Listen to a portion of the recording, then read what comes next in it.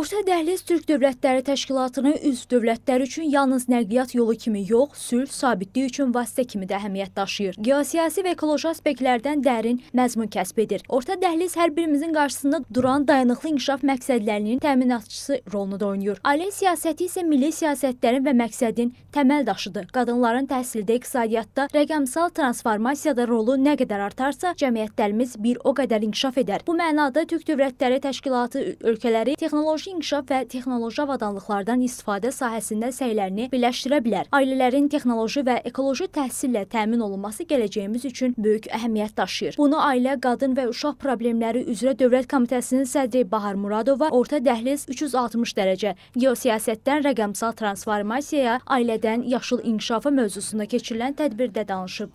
Azərbaycan olaraq biz ailə mühiti ilə rəqəmsal reallıq arasındakı balansı qorumağa, qadınlar və uşaqlar üçün təhlükəsiz rəqəmsal mühit yaratmağa üstünlük veririk və bunun gözəl nümunələri vardır. O nümunələr işğaldan azad olunmuş, mən bayaqki çıxışımda da vurğuladım, işğaldan azad olunmuş ərazilərdə yaradılan yeni infrastrukturda və müxtəlif tətbiqlərin orada reallaşmasında özünü göstərir.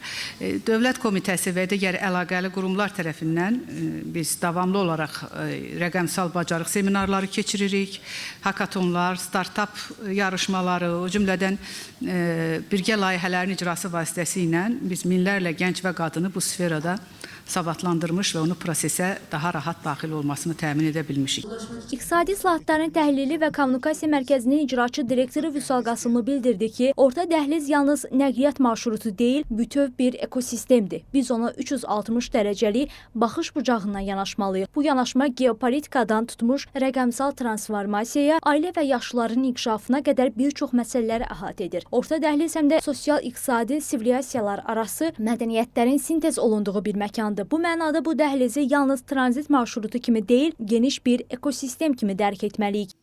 Determinizm bizə onu deyir ki, biz Orta Dəhliz deyəndə əslində qalsa elə Türk dünyasını nəzərdə tuturuq. Bu Çindən uzanır ta ki Türkiyə, Macaristana qədər. Və bu kontekstdə açığı belə geniş bir müzakirənin olması, 360 dərəcə müzakirənin olması yerinə düşür. Çünki əslində qalsa bu təkcə bir coğrafiya məsələsi deyil.